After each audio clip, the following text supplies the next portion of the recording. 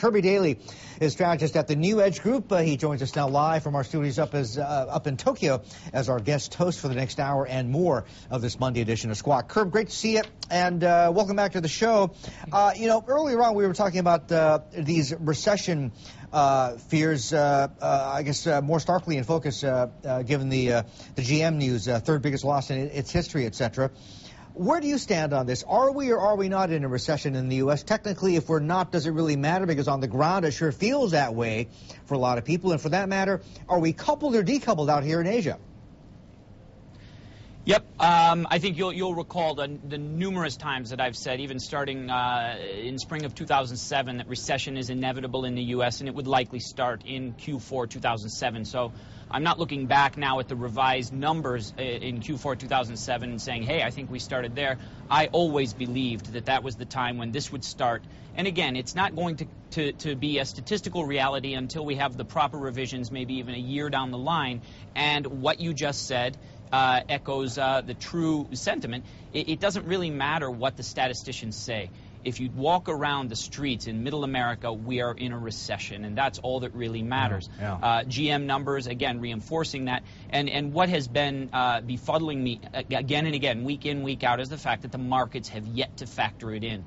Investors really want to be hopeful, so they take any bit of good news, spin it incredibly positive. They take bad news and, again, spin it positive. And that's what's holding the markets up. Until they are hit over the head, we're not going to see the proper correction in equity markets. Whacked over the head. I mean, is a good reflection of this the fact that despite the Fed last week extending the opening of its discount window for Wall Street banks through to next January, despite having done that, LIBOR hasn't actually come down, or is there a lag effect? Does it take time? There's likely not going to be a lag effect in this case. It's the LIBOR is reflecting the real situation, and that is credit is going to be very expensive for a very long time. And then the measures that the Fed is taking are necessary.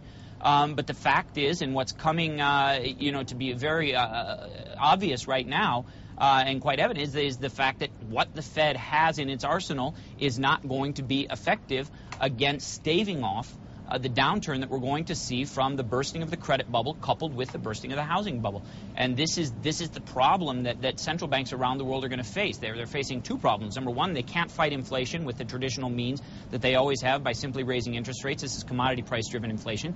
And the bursting of the housing bubble and the bursting of the credit bubble cannot be fixed by any measures that the Fed has without absolute direct intervention into the mortgage market in the U.S. to stop the bloodletting in the housing prices.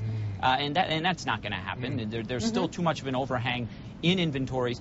This is all going to have to play out. The Fed is going to take these measures along the way, but it's really not going to stop the pain. This is what investors have to keep in mind. So in terms of the financial markets, we ain't seen nothing yet. Is that what you're saying? We've seen some, but you could say we ain't seen nothing yet. We're going to see another 15 to 20% down from here minimum, and that historically is not a massive move. We're going to see 10,000 down. We're likely going to break that. In Asia, that's what we have to watch, because we haven't seen the effect that the U.S. consumer is dead. It's been living on fumes this year through increasing credit card debt and also the government stimulus, which has burned its way out like a cherry blossom or a firework. It's just been there and it's gone. It's not going to have any lasting effect. And then we're going to see the U.S. consumer numbers really drop off from here through the end of the year and all through 2009, because credit is not going to be available to keep living off credit cards. They're not going to be able to use their houses as ATMs anymore, as we've been saying for over a year now. Those effects take time. That's where a lag effect comes into play. So that's why Asia has been relatively buoyant throughout this, because there has been some residual demand.